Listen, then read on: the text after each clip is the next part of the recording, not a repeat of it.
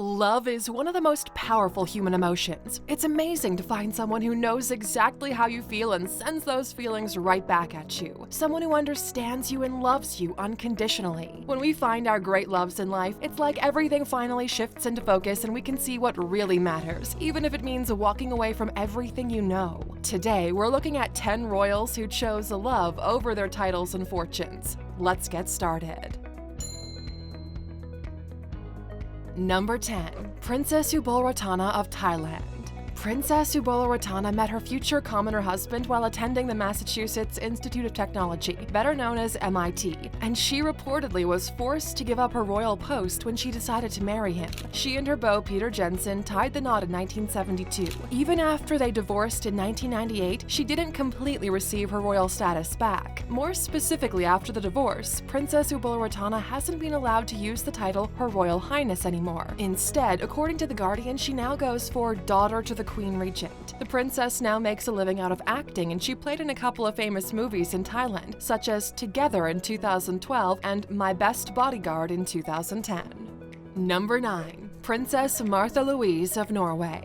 This one's anything but boring, believe us. She was the first and only child of King Harald V and Queen Sonja of Norway, and in 2002, 30-year-old Princess Martha Louise married a commoner, more specifically an author, Ari Behn. However, their marriage ended in 2017. Since she didn't marry a member of the royal family, the princess was stripped of her royal duties, but she's now making a living as a clairvoyant and a children's book author. Rumor has it she's even founded an angel school to teach people to communicate with angels, which is an interesting twist, I guess. And in 2019, Princess Martha Louise officially announced on her Instagram she'll no longer use the title princess in commercial contexts, after overusing it for her tour called The Princess and the Shaman. A press release confirming she gave up the title was published in the papers a few days after the Instagram post.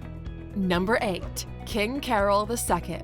King Carol II was only on the throne of Romania once, and he was forced to abdicate his title for 2 reasons, one of which was love. It seems that love and his power of seduction got him into trouble plenty of times, as Carol had a reputation for being a playboy prince. He married his first wife, Joanna Marie Lambrino, in 1918 in the Cathedral Church of Odessa, Ukraine. But in order to be there, he left his post in the army without permission, going AWOL and deserting his comrades in arms, which, of course, is a major issue. Then, in 1925, the well-known lover of all things French had an affair with a French woman. Old habits die hard, I guess. Between this indiscretion and other political reasons, Carol II left his title behind.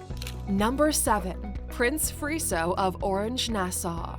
When Friso tied the knot with Mabel Weiss-Smit in 2004, he did not get the consent and official blessing of the Dutch Parliament. This after Prime Minister Jan-Peter Balkenende spoke to his would-be bride and found out that she had a past relationship with one of Denmark's biggest drug lords. Since getting an official blessing from the Parliament is a constitutional requirement, he abdicated shortly after the marriage while his elder brother ascended to the throne. Friso and his wife moved to London after marriage and had a child who was born with a royal title, even if her father had given up his own 2 years earlier. Sadly, though, Prince Friso was caught by an avalanche in Lecce, Austria in 2012, and after a year spent in a coma, he passed away in 2013.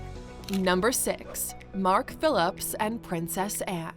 Captain Mark Phillips was the first husband of Princess Anne, also known for being the first daughter of Queen Elizabeth II. They married on November 14, 1973, and had 2 kids together, Peter and Zara Phillips, who were born without royal titles. Rumor has it that when the two got married, Queen Elizabeth traditionally offered Phillips an earldom, but he refused it for unknown reasons. He gave up his title as captain in order to marry Princess Anne. However, the couple separated in 1992 after it was discovered he'd had a child outside of their marriage. Number 5. King Edward VIII. Also known as the most famous king who abdicated his throne for love. In 1936, King Edward of the UK voluntarily abdicated the throne to marry Wallis Simpson, an American and 2-time divorcee. Aside from marrying a commoner, at the time the church refused to marry those who had been divorced, so Edward abdicated because he couldn't have continued as the head of the state and church without a religious ceremony. Out of love for Wallis, the former king left the throne to his brother George VI, who later gave it to his daughter Queen Elizabeth II. And just like the case of Princess Ubolaratana of Thailand, Edward still had the title but wasn't allowed His Royal Highness. This one just feels like true love, as controversial as it was at the time. Number 4. Princess Madeleine of Sweden. It seems like some royals make it a tradition of marrying commoners and giving up their titles, and so is the case of Princess Madeleine of Sweden, who married British-American businessman Christopher O'Neill in 2013. The thing is, it would have been easy for her spouse to earn royalty. For real, who doesn't want that? The two conditions for this would have been to take his wife's family name, Bernadotte, and then give up his American and British citizenship. He refused both of them, so Princess Madeleine chose to give up her royalties instead, but she didn't take her husband's name, instead keeping her own. Seems like the compromise was worth it though. The couple now has 3 kids born with royal titles and lives happily ever after in Florida. Number 3. Prince Philip. Prince Philip could have become a king in his own right, but he became a prince instead to marry the future Queen Elizabeth II.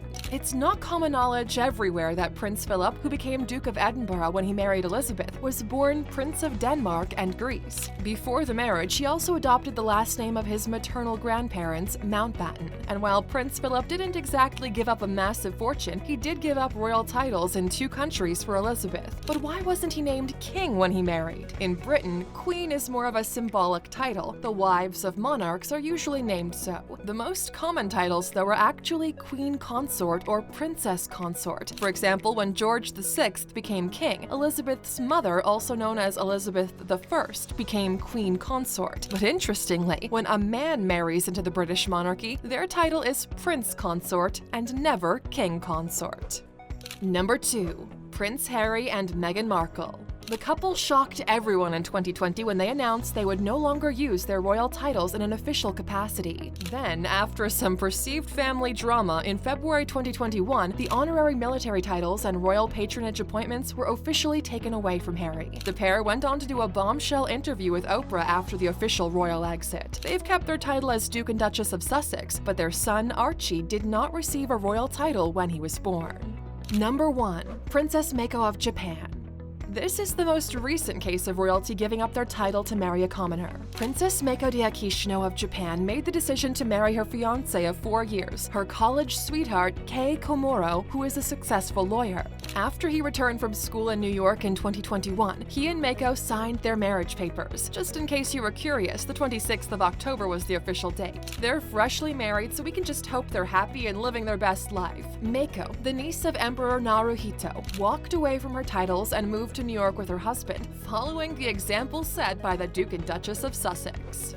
Alright, A-Luxers, that's a wrap for today's video, but before you go, we're curious. Have you ever given up anything for love? What was it, and did you have any regrets? Share with us in the comments, we always love hearing what you have to say. And of course, since you stuck with us until the end, we have a bonus saved just for you.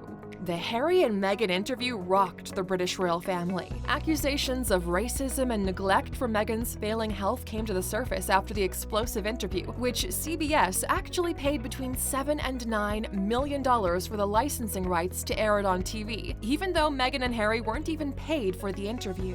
The pair fielded many questions from Oprah and got a lot of people talking. Everyone except the royal family, which has been pretty mum about it. Needless to say, they were not impressed, but many outsiders were quite happy to break the royal facade and talk about some real issues. Where do you stand on the matter, A-Luxer?